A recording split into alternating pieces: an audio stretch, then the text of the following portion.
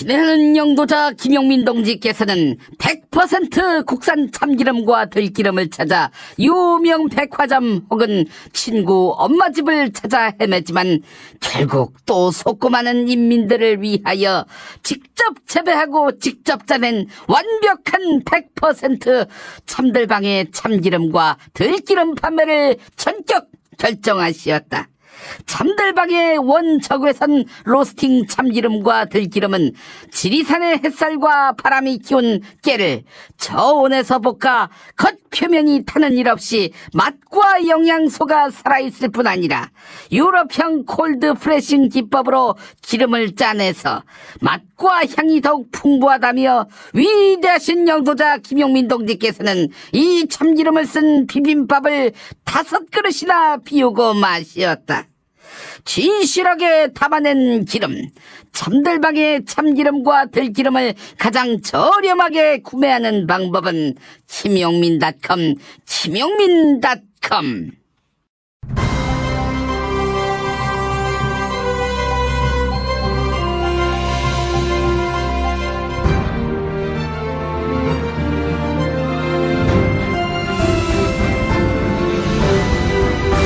2018년 8월 29일 수요일 김용민 브리핑 2부입니다.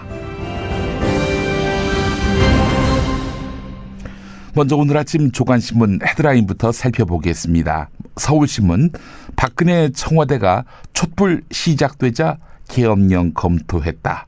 이런 제목입니다.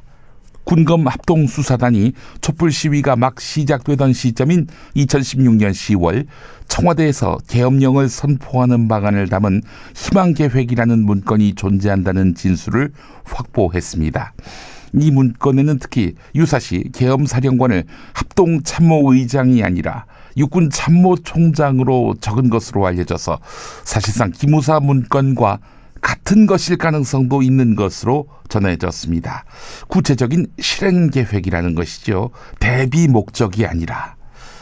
이번엔 경향신문, 초과로 거친 세금 수입을 토대로 정부 통큰 지출한다.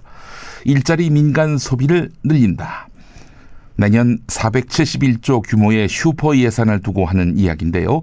2019년 예산안이 국무회의 의결을 거쳤는데 작년에 비해서 9.7% 오른 것입니다. 10년 만에 최대 증가라고 하는데 보건복지 고용에만 162조 원을 투입합니다. 이 중 복지 비중이 34.5%로 전체의 3분의 1이고 역대 최다 규모입니다. 이 뉴스를 일면 머릿기사로 다룬 신문이 많습니다. 한겨레도 10년 만에 재정 확대 최대, 일자리 복지에 올인한다 이렇게 전했습니다. 반면 삐딱한 시선으로 보는 신문도 있습니다. 국민일보, 일자리 경기 부양을 위해 내년 471조 원 투입, 초슈퍼 예산. 문제는 효과. 세계일보도 470조 초슈퍼 예산, 핵심은 일자리, 소득 재분배. 한국일보 역시 고용분배 특효가 있을까? 물음표 달린 슈퍼 예산. 이런 제목입니다. 한마디로 말해서 정부의 확대 재정 정책이 과연 실효성이 있겠는가? 즉 곳간만 축낼 것이다. 재정 건전성을 악화시킬 것이다. 이렇게 보는 것입니다. 즉 재정 지출만큼 성과를 거둘 수 있을지 의문이란 것입니다. 이 부분에 대해서 김동연 경제부총리가 어제 JTBC 뉴스룸에 나와서 한 말이 있습니다. 들어보시죠. 이렇게 대폭 크게 늘려서 예산을 짰을 경우에 그게 이제 재정이 견뎌낼 수 있느냐 하는 그렇습니다. 문제인데 경제 위기 이후에 이제 최고의 높은 지출 증가율을 보였는데 예산 편성을 하면서 가장 고민한 것이 두 가지입니다.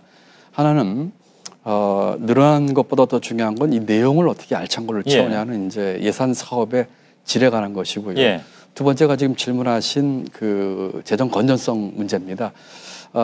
짧게 말씀드리면 저희가 확대 재정을 썼습니다만은 중기적으로 재정의 지속 가능성과 건전성은 유지하는 범위 내에서 했다 이렇게 말씀드릴 수 있습니다. 만일에 이건 뭐 저 예상이긴 하지만 경기가 계속 안 좋아지고 혹은 이제 경제 위기라고 얘기하니까요.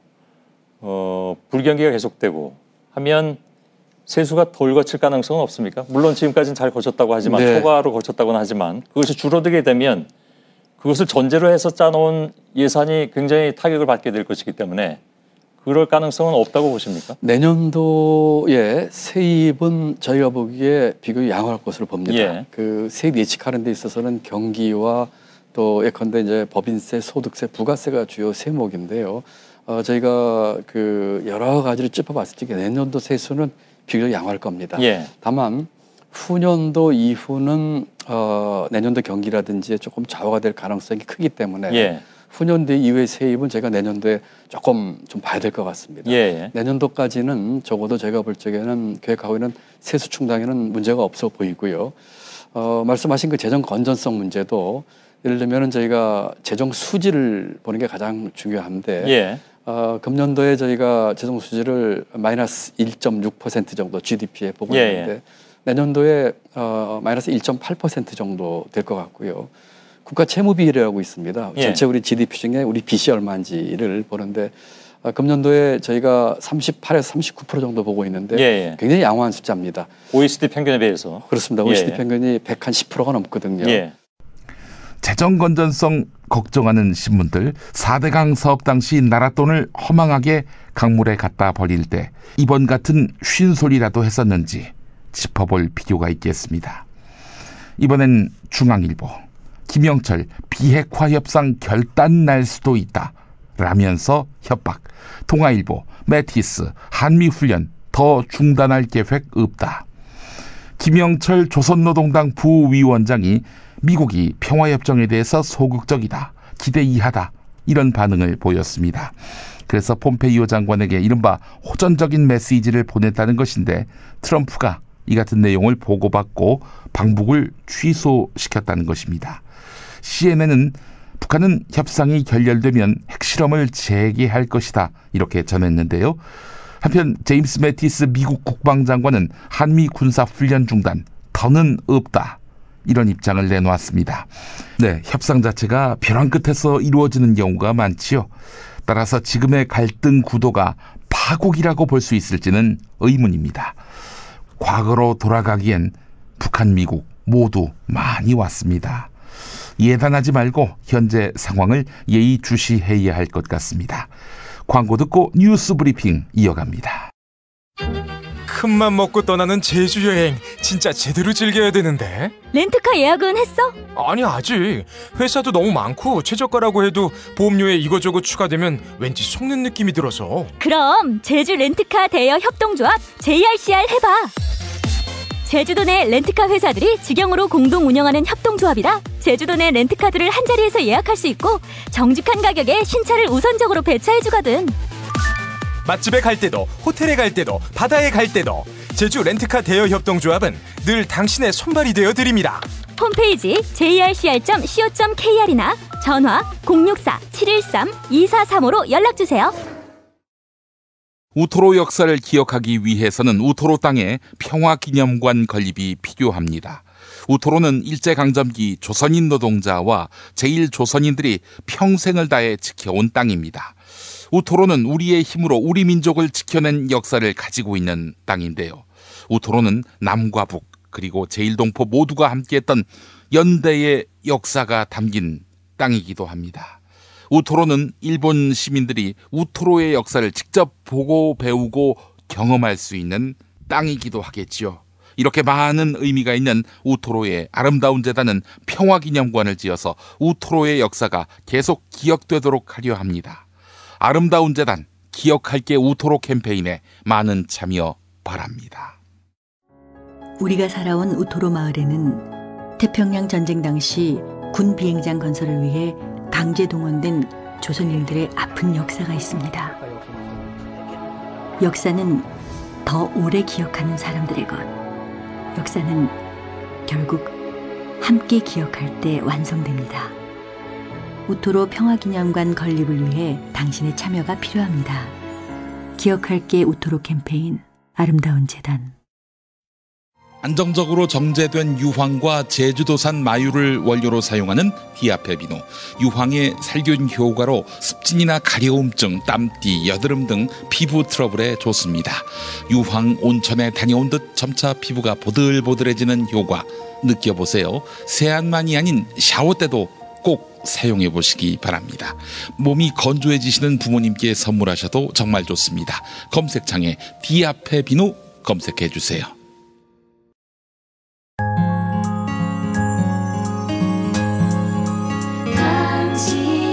정직한 뉴스 보자관 김용민과 주파수를 맞춘다. 새로운 아침 특별한 선택 김용민의 뉴스 브리핑.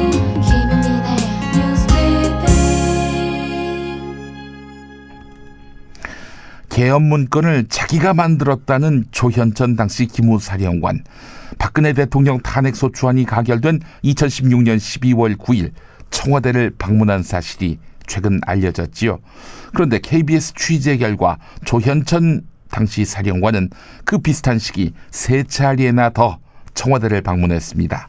KBS가 확보한 조현천 기무사령관의 관용 차량 운행 기록을 보면 2016년 11월 15일과 12월 5일 그리고 2017년 2월 10일 청와대를 방문한 것으로 돼 있습니다.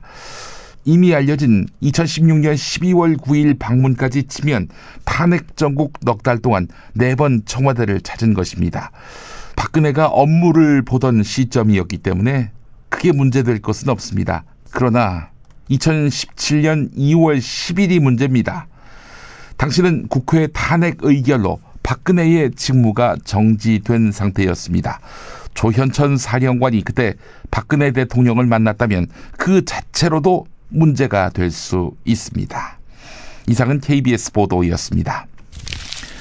관련해서 서울신문 보도도 있습니다. 군검 합동수사단이 촛불집회 초기인 2016년 10월 청와대가 희망계획 문건을 통해서 계엄령을 검토했다는 진술을 확보하면서 청와대가 직접 참여했을 정황이 포착됐습니다. 이게 무슨 말인가? 지금까지 국군기무사령부의 계엄령 검토 문건의 경우 청와대의 개입 여부가 수사의 초점이었습니다. 그런데 희망계획 문건의 존재가 확인됐다는 것 아니겠습니까? 청와대가 직접 계엄령을 검토한 정황이 현실로 드러날 가능성이 훨씬 커진 셈입니다. 가장 이목을 끄는 것은 청와대가 희망계획을 검토한 시점입니다. 만일 박근혜 전 대통령의 희망계획 검토 지시까지 확인된다면 수사는 새로운 국면을 맞게 됩니다. 박근혜가 친위 쿠데타, 즉 내란을 획책한 주범일 수 있다는 것이지요. 아버지처럼. 2013년 11월에 제가 이 짧은 코멘트를 트위터에 남겼다가 저쪽으로부터 공격을 받았습니다. 아비나 딸이나. 네, 아비나 딸이나. 헌법재판소에 파견 근무 중인 최모 부장판사가 헌법재판소 연구관들에게 박근혜 대통령 탄핵 재판 등 헌법재판관 평의 내용을 보고서로 제출받은 다음 이 내용을 대법원에 전달했다고 합니다. 우선 평의란 무엇인가부터 설명합니다. 헌법재판관 전원이 참석해서 사건 심리 절차와 결정 내용을 논의하는 비공개 회의입니다. 당연히 그 내용을 외부에 유출해서는 안 됩니다. 익명을 요구한 헌재 관계자가 중앙일보 기자와 접촉하면서 이걸 확인해 주었다고 하는데 검찰 수사 관계자도 그와 관련한 사실을 확인하고 수사를 확대하려 하고 있다. 이렇게 말했습니다.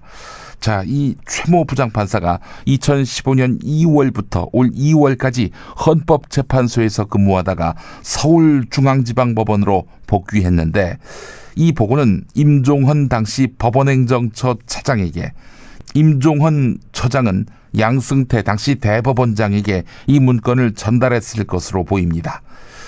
양승태는 이걸 청와대에 보고했을까요? 그나저나 헌법재판소는 충격에 빠졌습니다. 헌재에서 일하고 있는 한 직원은 결국 판사가 2년 동안 스파이 짓을 한 게 아니냐, 이렇게 목소리를 높였습니다. 파견 인력이 본연의 임무에 집중하지 못하고 불법 행위를 저질렀다면 파견 금지를 고민할 시점이다. 이렇게 지적했습니다. 중앙일보 보도였습니다. 일제 강제징용 소송 피해자들 소송을 놓고 박근혜 정부와 양승태 사법부가 재판 거래에 관여한 정황을 검찰이 수사하고 있는데요. 당시 대법원은 피해자 배상 판결을 뒤집으려고 규칙까지 새로 만든 정황이 포착됐습니다. 그런데 YTN 취재 결과 대법원 내부에서 해당 규칙에 법적 근거가 없다며 우려했던 것으로 확인됐습니다. 문건을 작성한 법원행정처 심의관은 이 규칙이 국회를 통한 법 제정을 거치지 않고 편법으로 우회했음을 내비쳤습니다. 그러면서 문제 제기가 있을 수 있다, 이렇게 걱정했던 것이죠. 강제징용 소송 때문에 법적 근거도 없는 규칙을 만들었다고 대법원 스스로 인정한 꼴입니다. 1980년대 대표적인 인권유린 사례로 형제복지원 사건이 있습니다. 수사 결과 3,000명 넘는 수용자들을 감금해놓고 강제 노역을 시킨 사실이 드러났습니다. 학대와 폭행, 암매장까지 자행되면서 12년 동안 확인된 사망자가 513명이나 됐는데요. 이 사건은 재판에 넘겨졌지만 대법원은 수용자 감금을 내무부 훈령에 따른 정당 행위로 보고 복지원 이사장의 횡령죄만 인정해서 징역 2년 6개월을 선포했습니다. 당시 내무부 훈령은 불황인을 불순분자의 범주에 들어가도록 해서 광범위한 단속과 수용의 대상으로 삼았습니다. 하지만 이런 훈령 내용이 과도하게 기본권을 제한해서 위헌이고, 위헌인 훈령에 근거한 이전 대법원 확정 판결은 바로 잡아야 한다, 이런 주장이 제기된 것입니다. SBS 보도였습니다.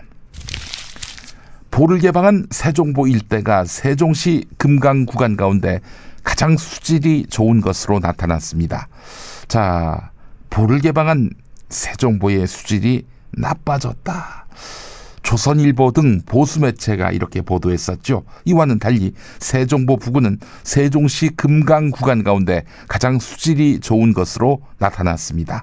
결국 세종시 구간의 금강에서 수문 개방으로 물이 빠르게 흐르는 세종보 구간이 가장 수질이 좋았고, 역시 물이 흐르는 다른 지점들도 모두 수질이 좋은 편이었습니다. 다만 취수를 위해서 물을 가둬놓은 양화 취수장 돌보 안쪽은 다른 지점들보다 유해 남조류 수가 훨씬 많았습니다. 물을 가둬놓았으니까요. 자, 그런데 조선일보를 비롯한 보수 매체들은 수문을 연 세종보 부근의 유해 남조류 수가 수문을 열기 전보다 더 많아졌다, 이렇게 보도했지요. 자, 그렇다면 이 신문들이 거짓말을 한 것일까? 네, 요즘 수구 세력도 대놓고 거짓말은 안 합니다. 그들이 이야기한 수질 저하 데이터는 맞긴 맞지만 이것이 이 세종보를 개방해서 생긴 것이 아니라 금강의 수질이 지난해 같은 시기보다 나빠졌기 때문이다. 그 이유는 수문을 열었기 때문이 아니라 폭염과 가뭄으로 녹조 발생에 유리한 조건이 됐기 때문이다, 이런 이야기입니다. 스페이드 퀴즈입니다. 돌잔치, 칠순잔치, 가게홍보, 체육대회, 창사기념일. 정답! 기념품! 문제를 끝까지 들으셔야죠. 이럴 때 사용하는 판촉물이나 기념품, 답례품, 단체 선물 등을 취급하는 전문업체로서 국민을 위해 제대로 일하는 언론과 정당에 후원을 하는 판촉물 전문업체는 어디일까요? 정답! 네피알! 네? 어디라고요? 네피알! 정답입니다. 판촉물이나 단체 선물이 필요할 때 이왕이면 우리 편 회사 네피아를 찾아주세요. 인터넷 검색창에 네피아를 치시거나 032-519-4800으로 전화주시면 친절하게 상담해드립니다. 그런데 상품은 뭔가요? 네피아를 가서 고르세요. 3만 가지가 넘는 물품이 있어요. 골반 잡자 바로 잡자 바디로직, 허리 통증 바로 잡자 바디로직, 몸매 교정 바로 잡자 바디로직, 자세가 좋아지는 골반 교정 타이즈 바디로직, 검색창에 골반 교정 바디로직.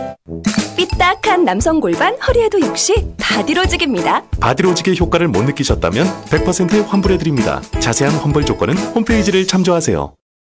올해는 책의 해라고 하지요. 오는 9월 수원 행궁동이 책 놀이터로 변신합니다. 전국의 지역 출판사들이 만든 맛깔난 책들이 한자리에 모이고, 어린이 책 난장, 누구나 책방, 북 아트마켓에서 나만의 힙한 아이템을 찾을 수 있는 곳, 온나라 지역 책들의 한마당 2018 수원 한국지역 도서전이 9월 6일 행궁광장에서 시작됩니다. 가족과 함께 놀아볼까요? 이 캠페인은 사람이 반가운 도시 휴먼시티 수원과 함께합니다. 충남 금산의 넓은 인삼밭, 정성농장을 일군 농부아버지 이정열 씨. 자연은 노력한 만큼 내어준다. 그 자연의 마음을 알기에 정성농장을 더불어 일구는 아들 이성규 씨도 아버지에게 배운 것처럼 정직하고 또 성실하게. 정성농장 홍삼은 인삼 재배부터 가공 판매까지 모두 책임지고 있습니다. 그래서 대한민국 1등 품질을 자부합니다. 검색창에 정성농장 홍삼을 검색해주세요. 정성농장 홍삼. 전화문의는 010-9754-6972. 답은 이미 정해져 있으니 너는 대답만 해라고 하는 답정너. 아닌데. 답은 정치인데 너만 몰라. 이건데.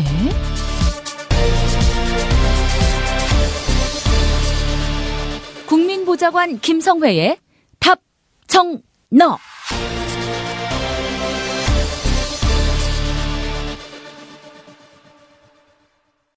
탈모는 막아주고 빠진 머리는 다시 나게 하는 18,000원짜리 뿌리 깊은 샴푸 두피 영양제.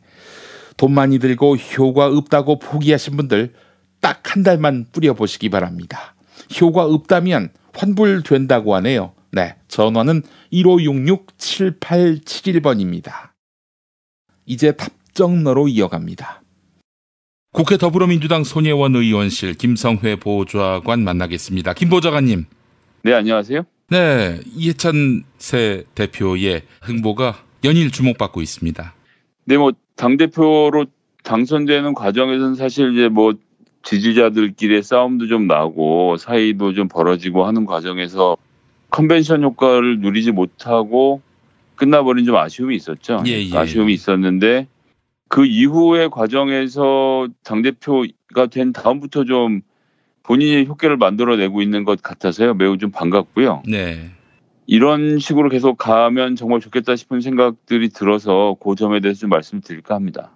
박정희, 이승만 전직 대통령 묘소에 참배를 했는데 논란이 있을 수도 있음에도 그렇게 한 이유가 뭐라고 봐야 할까요? 일단은 논란 자체가 크게 안 일어나고 있죠. 예전 같으면 이것 가지고 갑론을박 말이 많았을 텐데 여러 가지 이유가 있겠지만 이해찬이라는 사람에게 너 박정희 좋아하는 사람 아니냐, 이승만한테 아부하려고 그랬던 거 아니냐라는 말을 할 수 있는 사람의 숫자가 아주 극히 제한적이라는 점. 그렇죠. 예. 잘 아시겠지만 이해찬 후보의 블로그에 나오는 이해찬 의원의 전기에 따르면 학교를 들어가고 나서 얼마 안 있어서 이제 학교에서 휴교령을 내려주고 다 집에 내려가라고 해서 집에 내려와서 있는데 부친 되신 분이 오셔서 내가 너 하나 잘 먹고 잘 살라고 서울대까지 보내준 줄 아느냐라고 하시면서 예. 학생이 데모를 해야지 집에서 이러고 있으면 어떡하느냐라고 불호령을 내려서 그 길로 이해찬 학생이 서울로 올라와서 데모를 시작하고 주동해서 결국 민청학령 사건으로 이제 구속되는 데가 갔죠. 예. 그렇게 됐고 그 이후에 잘 아시다시피 김대중 내란모 사건 때도 군대를 갔다 와서 이제 복학생협회 회장을 맡아서 이제 운동을 주도하고 있었는데 정치인 김대중과는 한 차례 정도가 만나본 일면식도 잘 없는 사람이었는데 김대중 내란모 사건으로 구속이 또 한 번 됐고요.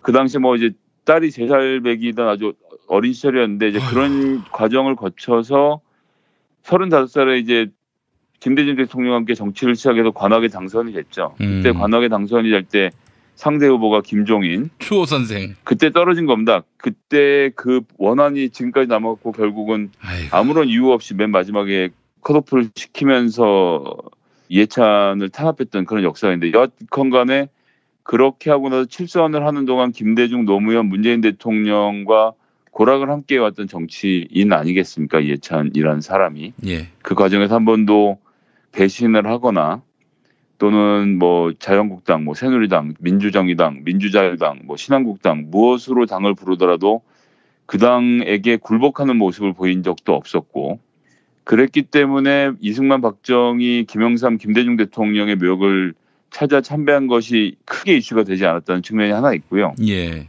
또 다른 하나 제가 보고 싶은 것은 이제 우리가 승자가 된 겁니다. 뭐 이렇게 말씀을 드리면 좀 건방질 수 있겠지만 어쨌든 대선도 이겼고 지방자치 선거도 이겼고 집권 여당의 당대표로서 광폭 행보를 한 거죠. 보수와 진보를 함께 아우러서 그들의 마음을 다잡고 집권 여당의 당대표답게 앞으로 가겠다라는 의지를 밝혔다는 점에서 저는 인정을 받았다고 봅니다. 예. 이게 심지가 굳은 사람이기 때문에 이런 심지가 굳은 사람에게 변절을 말하기 어려웠고 또 우리가 지금에 있어서 사실 뭐 샴페인을 터뜨리는 걸 수도 있지만 승자의 입장이기 때문에 승자의 아량으로 전직 대통령들 다 돌아봤다고 했을 때 큰 문제 제기를 못했던 것이고요. 이것이 또 빛을 발한 게 첫 최고위원 회의에서 이해찬 대표가 알츠하이머 운운하는 전두환 대통령에 대해서 맹렬하게 또 성토를 했지 않습니까? 예, 예.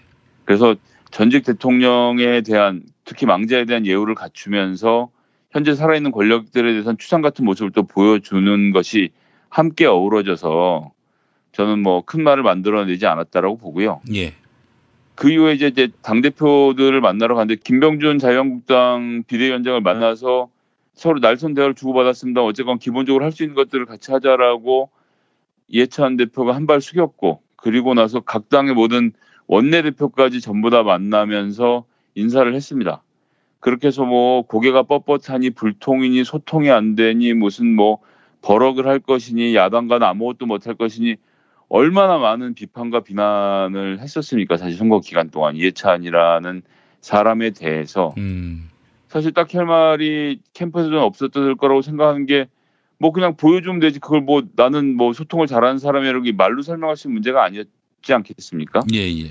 그런데 이제 집권 여당의 당대표가 인사하는 첫날 원내대표까지 쭉 돌면서 인사를 했다는 점 이것도 야당으로서는 사실 면이 쓰는 거죠. 아 이거 우리를 파트너로 인정해 주는구나 이런 느낌을 강하게 줬다라는 것이 또 하나의 포인트였다고 보고요. 그러고 나서 최고위원들과 함께 4.19 민주묘지를 찾아가서 민주주의는 영원합니다라는 글을 쓰면서 또 4.19 영령을 기리는 일을 해서 본인의 정체성, 민주당의 정체성을 또 한번 정확히 보여줬다는 것.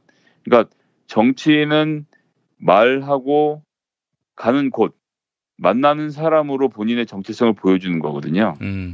그렇기 때문에 4.19 민주묘지를 찾아가는 과정이 또 여기 포함되다는 것을 저희가 봐야 될 것 같고요.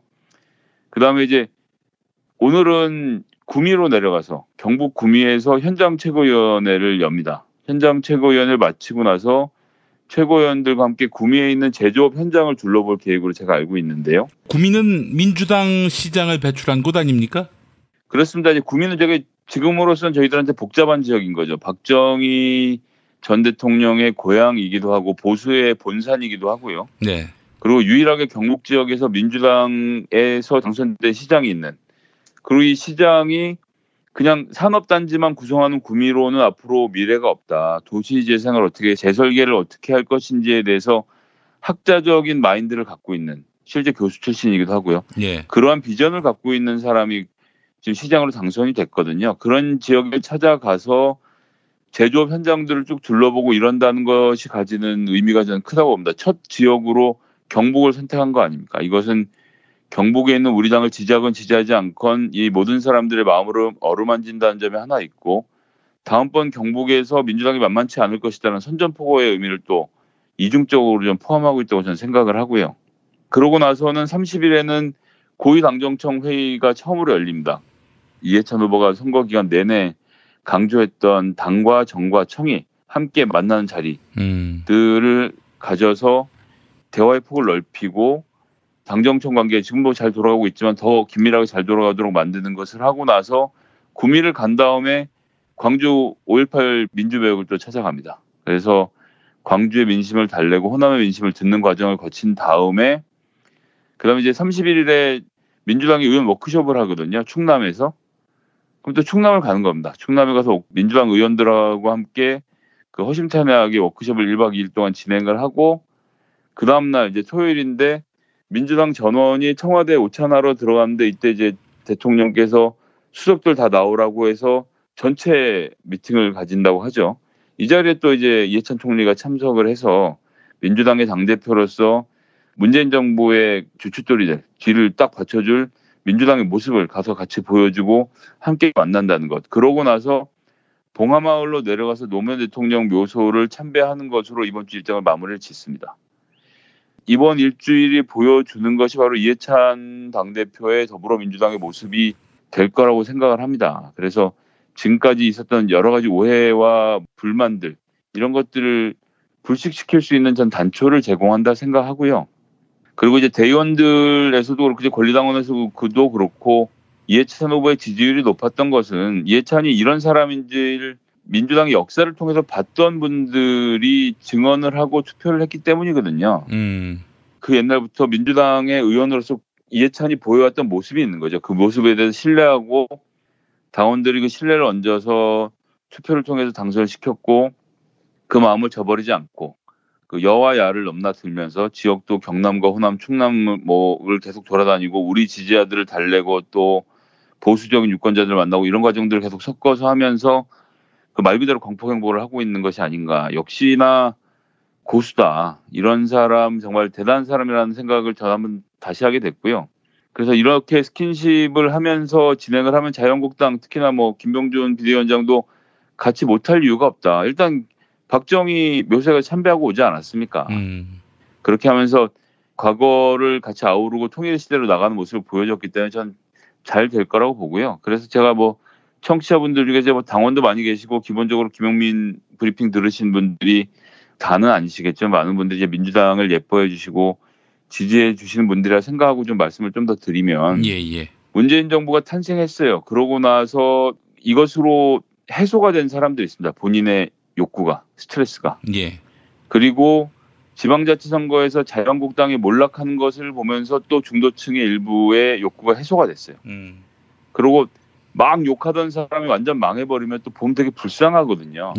사람 마음이 그래요. 그래서 어떤 희생양이 생겨서 절정의 순간에 이들이 망하는 모습을 보고 또 이 정도면 됐지라고 마음을 놓은 사람들이 있습니다. 그래서 이것이 한편으로는 문재인 정부와 민주당에 대한 지지율이 떨어지는 것으로 보여지는 거죠. 이 정도까지 내가 도와줬으면 됐지. 이제 니들이 알아서 해라라고 생각하는 중도층의 유권자들이 있기 때문에 지금 이제 민주당 앞에 좀 저는 이제 어려운 장애물이 조성되어 있는 상황으로 보여지고요.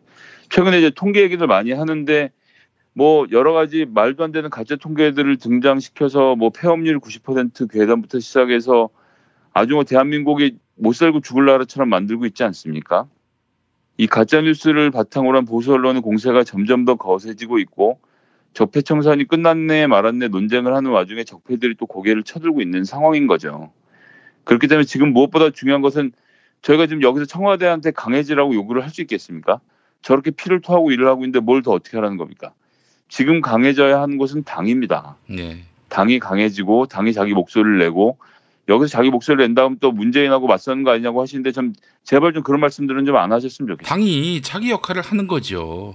청와대가 다 할 수 없거든요. 청와대는 문재인 대통령을 중심으로 해서 기동대로 구성되어 있는 것이고 그것이 정부라는 정규군을 끌고 있는 것인데 그것 외에 민주당이라는 정말 말 그대로 거대한 조직 370만의 당원과 70만의 권리당원과 14,000명의 대의원을 갖고 있는 우리나라에서 가장 강하고 강고하고 정말 민주주의를 지킨 최후의 불호인 이 민주당이라는 조직이 제대로 돌아가는 것이 중요하다는 거죠. 이 사령탑에 이제 이해찬 총리가 올라온 이상 강한 민주당을 만들어서 문재인 정부를 뒷받침하는 일, 이것이 저는 이해찬 대표가 할 일이고 이것이 바로 우리 당원들, 지지자들이 할 일이 아닌가라고 생각을 합니다. 그래서 제가 우리 문재인 대통령이 저번 전당대회 영상 축사에서 했던 이야기 중에 한 대목을 좀 같이 공유하고 싶은데요. 이제 이런 얘기를 했었습니다. 우리 당은 하나가 될 때 승리하고 분열할 때 패배했습니다. 우리 당과 문재인 정부는 공동 운명체입니다. 문재인 정부가 곧 민주당입니다. 저는 이게 제일 중요한 말이라고 생각합니다. 그래서 나는 문재인은 좋지만 민주당은 싫어 라고 해서는 문재인을 지킬 수가 없습니다. 문재인을 지키는 것은 문재인의 지지율이고요. 문재인의 지지율은 문재인 혼자만의 힘으로 만들어낼 수 있는 것이 아닙니다. 사력을 다하고 있는 청와대의 강한 민주당이 더해져서 굳건한 우리 지지층을 만들고 코어 지지층의 지지 속에서 그 확산이 돼가지고 중도층이 우리에게 고개를 돌릴 때 이 지지율이 고공에서 유지가 되는 것이거든요. 그렇기 때문에 민주당과 문재인 정부를 갈라쳐서는 안 된다. 그런 모든 시도에 저는 반대하고요. 그렇게 해서 안 된다는 말씀 다시 한번 드리고, 이것은 문재인 대통령의 부탁이고 문재인 대통령, 우리 나라의 대통령이자 우리 당의 가장 중요한 어른이 아닙니까? 문재인 대통령이 했던 말, 문재인 정부가 곧 민주당 정부라는 이 말, 이것을 우리가 함께 따라서 민주당에 대한 지지를 좀 굳건히 하고, 민주당이 마음에 안 드신 분들은 민주당이 잘할 수 있도록 좀 채찍질도 해주셔야 되겠고, 예. 최소한 문재인 대통령이 잘 됐으면 하고 생각하시는 분들은 민주당이 강해지도록 함께 도와주셔야 한다는 그런 좀 호소의 말씀을 오늘 좀 드리고 싶었습니다. 예, 알겠습니다. 김성회 보좌관님, 오늘도 말씀 잘 들었고요. 저희는 또 내일 만나도록 하겠습니다. 네, 감사합니다. 피로와 무력감에 지친 인민들을 위하여 명절 선물로도 핵무기급인 페루비안 네이처 코리아의 마고 마카를 가장 저렴하게 구입하는 방법은 김용민닷컴. 남성 활력의 끝판왕 궁금환 남자는 추석 상은 이벤트를 진행 중입니다. 김용민 브리핑을 듣고 구매하시는 고객에게 추가 증정품을 드릴 예정입니다. 애청자들의 많은 응원 부탁드립니다. 검색창에서 궁금환 남자를 검색하세요. 전화 상담 1833-6654. 가늘어 빠지고 푸석하고 뻣뻣하게 손상된 머리 때문에 트리트먼트에 헤어팩에 에센스까지 쓰신다고요? 어이구, 이제 하나로 컨디셔닝 샴푸 한 가지로 모두 해결하세요. 아기와 임산부까지도 안전한 하나로 컨디셔닝 샴푸. 두피 트러블에 머릿결까지 나쁘다면 강력 추천 환불 보장. 뿌리 깊은 샴푸 1566-7871. 생활인을 위한 꿀팁. 집 두 채에 월 10,000원 화재보험 카페. 화재 배상, 심지어 도난 피해까지. 여기에 더해 가전제품 고장 수리비까지. 연중 무휴라 언제든 02-849-9730. 다이어트를 위한 꿀팁. 동결건조 채소와 곡물, 단백질, 그리고 효소와 비타민, 미네랄로 만든 다이어트 전용 그린 스무디로 하루 한두 끼만 바꿔 드세요. 비타샵에서 만나요. 소중한 사람들과 마음을 나눌 때 딱 좋은 술이 있습니다. 몸에 좋고 맛도 더욱 좋은 녹구의 눈물을 김용민닷컴이 가장 저렴한 가격에 판매합니다. 명절 선물로도 좋습니다. 녹구의 눈물.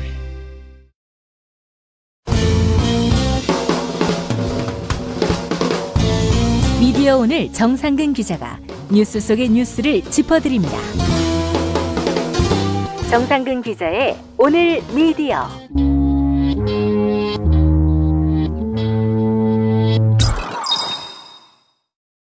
40대 남성 10,000원대, 10살이라면 5,000원대 실손 보험입니다. 40세 여성 기준 월 2만원 치아 보험도 있습니다. 포털 사이트 다음에서 7,000원 운전자 보험 카페 검색해 보십시오. 전화 번호는 016-360-0689 또는 02-849-9730입니다. 오늘 미디어로 이어갑니다. 정상근 기자 함께하겠습니다. 정 기자님. 네, 안녕하십니까. 네, 오늘 어떤 이야기 해볼까요? 네, 혹시 세이브 뉴스라는 이름을 들어보신 적이 있으신지 모르겠는데요. 뭐 언론사 이름입니까? 네, 언론사 이름 같은데 이게 언론사는 아니고요. 예. 최근 그 언론계에서 상당히 화제가 된 이야기입니다. 이게 상당히 재밌는 이야기이기도 한데요. 예. 미디어오늘 금준경 기자가 관련 기사를 썼더라고요. 이 기사를 보면 20일에 누군가가 금준경 기자에게 메일을 보냈는데 메일을 보니까 최근에 삭제가 된 기사가 또 있었다라고 합니다. 예. 그리고 이 삭제된 기사의 리스트도 상당히 구미를 당기는 제목이었다라고 해요. 예. 그러니까 뭐 재벌 대기업의 비리, 병역을 앞둔 재벌가 아들의 미국 국적 취득, 또 비위생적인 프랜차이즈 식당 뭐 이런 내용이 있었다고 하니까 이게 구미가 확 당기죠. 그렇죠. 그래서 이제 금준경 기자가 이거를 눌러봤더니 정작 접속이 안 되거나 삭제된 기사다 이렇게 결과가 나왔다고 합니다.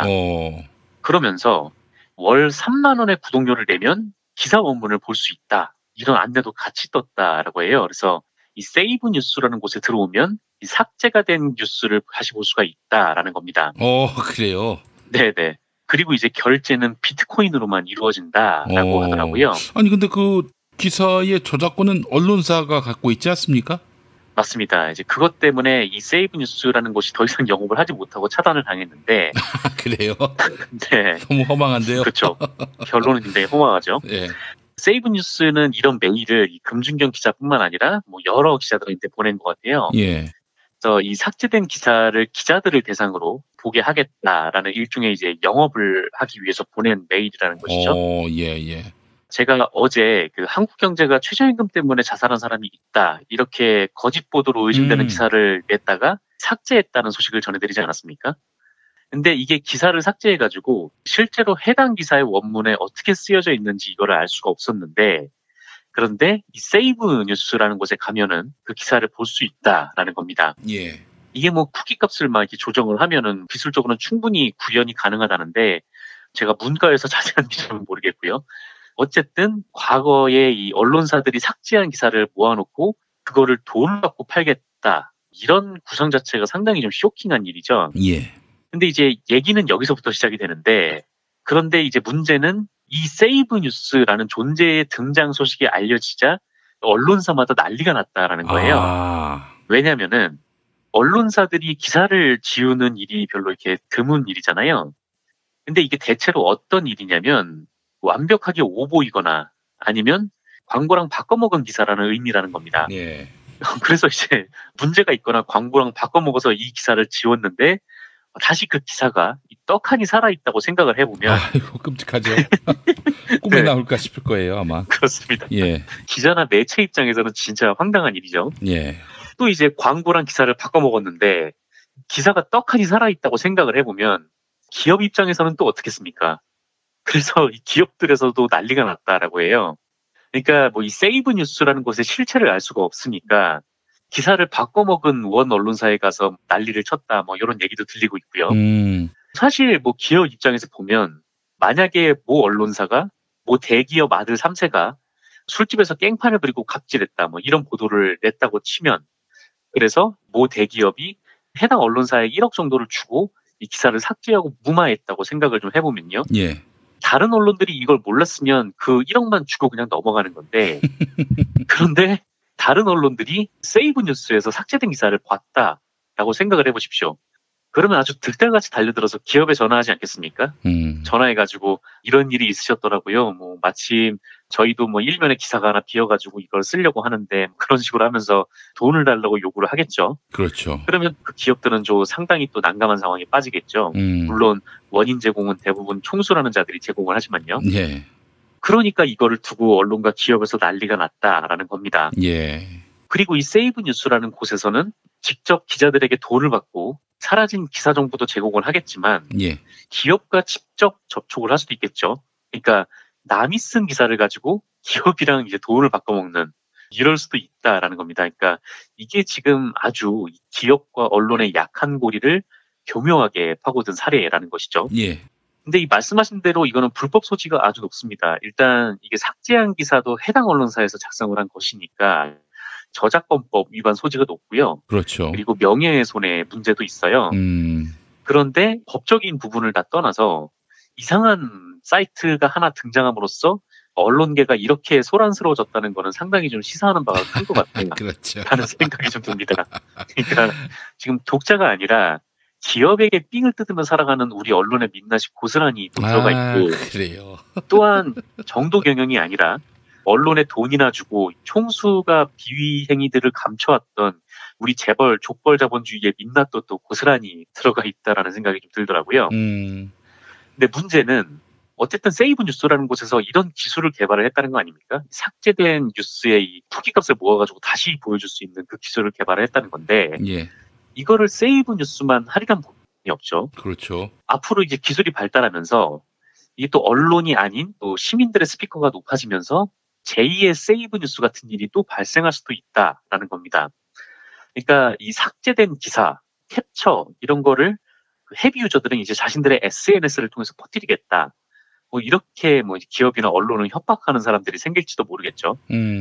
그래서 이제 뭐 언론이 지금 정보를 독점하고 또 유통을 독점하는 시대가 아니니까 이런 이상한 집단이 다시 발호를 하더라도 유야무야하게 넘어갈 수 있는 그런 언론 환경이 조성이 돼야 하는데, 앞으로 지금 우리나라 언론의 환경이 그렇지 않다 보니까 이런 문제가 또 계속해서 제기가 될 수 있을 것 같다. 좀 그런 생각이 들었습니다. 예, 그렇습니다. 매우 재미있는 기사였네요. 업계에서는 굉장히 화제가 됐었어요. 블록체인 기술인 것 같아요. 이것도 역시. 블록체인은 조작, 은닉, 은폐 이게 불가능한 그런 기술 아니겠어요? 블록체인 기술이 적용됐는지는 알 수 없지만 블록체인 정신에는 걸맞는 것 같습니다. 네, 그렇습니다. 세상에.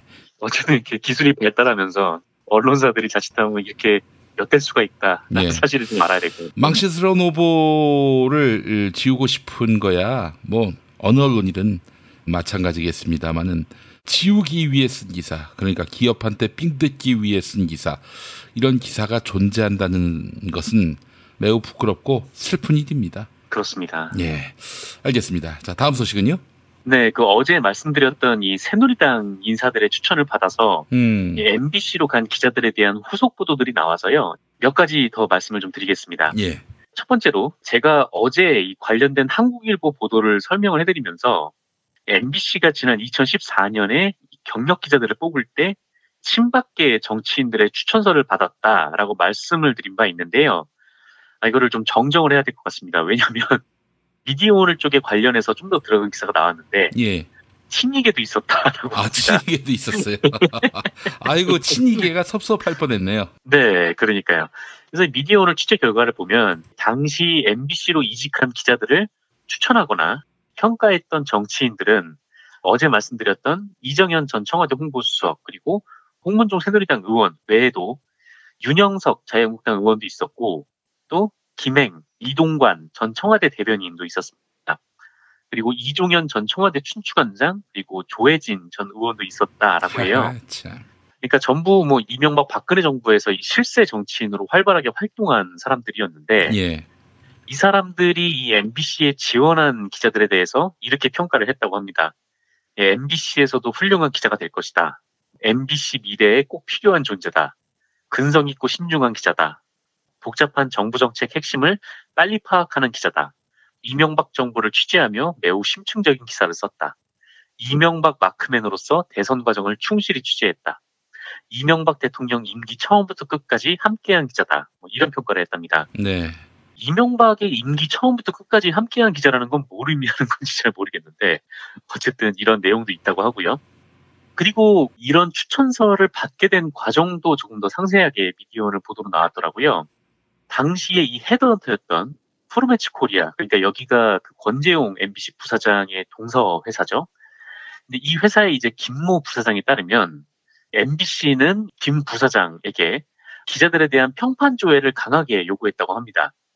그러니까 자기들이 먼저 명단을 건네주고 이 사람들이 이직을 할 생각이 있는지 떠보라고 지시를 하면서 함께 이 사람들의 평판 조회까지 시킨 것이죠. 그리고 이 프로매치 코리아는 평판 조회를 오픈 레퍼리 방식으로 하기로 했다라고 해요. 그러니까 이게 무슨 말이냐면 평판 조회에 응할 사람들을, 그러니까 이 기자를 평판할 사람들을 채용 후보자가 스스로 지정해서 그러니까 사전에 공개 제출하는 것이라는 겁니다. 그러니까 이게 무슨 얘기냐면 프로매치 코리아가 그 MBC로 이직할 기자들한테 접촉을 해서 이 평판을 누구에게 들을까 이렇게 물어봤고 그러자 이 구직자들이 제 평판을 이정현 홍보수석에게 들으세요.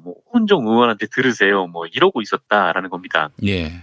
그러니까 제가 어제 말씀드렸던 거는 아니 MBC가 이런 추천서를 요구를 하지 않았으면 대체 어느 정신 나간 놈이 지금 언론사 입사 추천서에 정치인 추천서를 받아오고 또 그 정신 나간 놈이 12명 중 8명이 될 가능성이 어느 정도나 있겠냐 이렇게 말씀을 드렸는데 예. 프로매치 코리아 쪽 주장에 따르면 실제로 그런 사람들이 존재하고 있었다라는 겁니다. 자기 평판을 정치인에게 받아오라고 이렇게 얘기하는 사람이 있었다라는 거예요. 그것도 12명 중에서 최소 8명이나요? 예. 상당히 좀 당혹스러운 일이죠. 그리고 이 새누리당 정치인들에게 헤드헌터 업체가 전화를 해가지고 평판을 물어본 걸로 보여요. 그리고 여기에서 이 관련 정치인들이 답을 한 것으로 추정이 됩니다. 관련 정치인들은 대부분이 추천서를 써준 기억이 없다라고 답을 했는데 예. 직접 이 헤드헌터 업체가 전화를 해줬다라는 거죠. 지금까지 알려진 바는 이렇습니다. 근데 이게 어떤 형식이 됐건 특정 정당 의원들의 추천을 받은 것은 사실인 것으로 보이고 또 이런 류의 채용을 진행한 것은 당시 채용 담당자들이 책임을 져야 하는 일이죠. 그리고 미디어오늘 기사를 보면 이 헤드헌터가 어떻게 이 경력 기자들에게 접근했는지 그 과정을 알 수 있는 증언도 있더라고요. 예. 한 보수 성향의 일간지 기자가 실제로 2014년에 이 업체로부터 MBC의 스카우트 제의를 받았다고 하는데 이 업체가 먼저 만나자 그래서 만났고 그리고 이 업체는 네이버에서 기사를 검색해보고 왔다. MBC에 입사하면 돈을 지금보다 더 주겠다. 이렇게 접근을 했다라고 합니다. 그러니까 지금 알려진 바에 따르면은 MBC에서 경력 기자의 명단을 이 헤드헌팅 업체에 줬다는 거 아닙니까?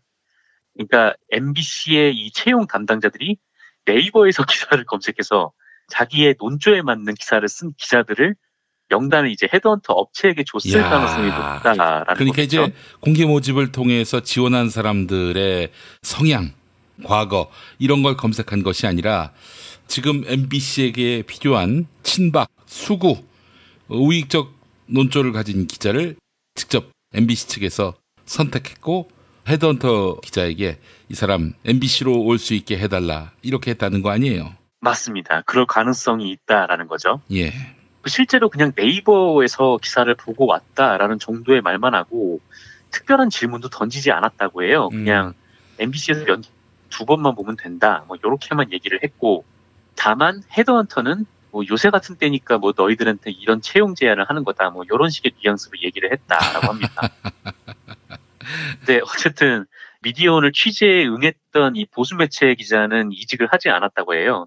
뭐 아무리 좀 생각이 다르다고 해도 파업한 기자들의 밥그릇을 뺏기는 좀 그랬다라고 얘기를 하는 게 누굽니까? 나는 그 사람 진짜 기자라고 말하고 싶어요. 보수 언론 기자였지만 어쨌든 뭐 감동적이죠. 네. 근데 어쨌든 뭐 그렇게 얘기를 했다고 하는데 지금 뭐 이 부분에 대해서 MBC에서 감사 중이라고 하니까 시간이 지날수록 관련된 얘기들이 더 나올 것으로 보입니다. 그래서 지금 MBC가 공개 채용을 모집하지 않고 자기가 뭐 인터넷을 검색을 해서 이렇게 알려줬을 가능성이 좀 높은 상황에서 그러니까 자기 입맛에 맞는 그리고 또 권력의 입맛에 맞는 기자들을 채우려고 했던 그런 정황이 점점 갈수록 짙어지는 것이죠.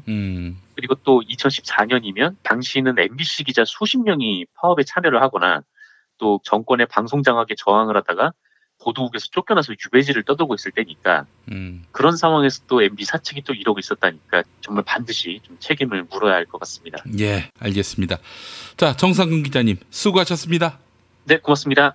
탄핵 때문에 뭐 이야기를 전달을 하려고 해도 길을 막고 듣질 않아요.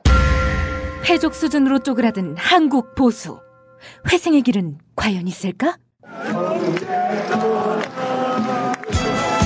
변화된 정치 환경, 갈 길 잃은 보수에게 새로운 희망을 제시한다. 애국 보수의 화려한 부활과 집권을 위한 본격 가이드, 김용민의 신간, 보수를 지켜라. 진중권도 투표하는 보수 정당, 광주에서도 일당이 될 수 있는 보수 정당, 젊은이들의 입당이 줄을 잇는 보수 정당. 언제까지 민주당 정의당을 부러워만 할 것인가? 부러우면 진다니까? 자유한국당 당원 김용민이 쓴 보수를 지켜라. 이김에서 나왔습니다. 맑은 물 한 방울님의 게시판 글 소개하겠습니다. 나는 국민연금 혜택을 똑똑히 보고 있는 1957년생입니다. 국민연금 제도에 감사하며 정말 좋은 제도임을 식구들에게 이야기해도 악마의 주술에 걸린 듯 설득이 안 됩니다. 당장 좋은 혜택이 눈앞에 펼쳐지고 있음에도 내가 잘못된 정보를 자기들에게 강요하고 있는 것처럼 받아들이는데 답답하지만 이유는 이런 것 같습니다. 뉴스에 연금이 언제쯤 고갈될 예정이다. 고갈이라는 이 단어가 주는 임팩트는 다른 모든 것을 삼켜버리고 생각의 마비를 가져옵니다. 고갈, 즉 내가 낸 돈은 사라지고 내가 낸 돈은 현 노인들이 받아가고 내가 받을 때가 되면 고갈돼 찾아갈 돈이 없다. 이것입니다. 그렇지 않다고 아무리 설명해도 내 돈은 없어졌고 고갈돼 찾을 돈이 없어진다는데 무슨 말이냐라고 해서 설명이 안 됩니다. 가장 정말 큰 혜택을 받고 있는 것을 보면서 말이지요. 이것은 보험사의 농간이고 언론의 거짓 선전이다. 이런 이야기를 해도 전혀 먹히지 않습니다. 언론만 탓할 수 없고 하여간 정부의 홍보 전략에 문제가 있음을 부인하기 어려울 것 같습니다. 안타깝습니다. 네, 이런 내용이었습니다. 2018년 8월 29일 수요일 김용민 브리핑 모두 마치겠습니다. 애청해주신 여러분 감사합니다.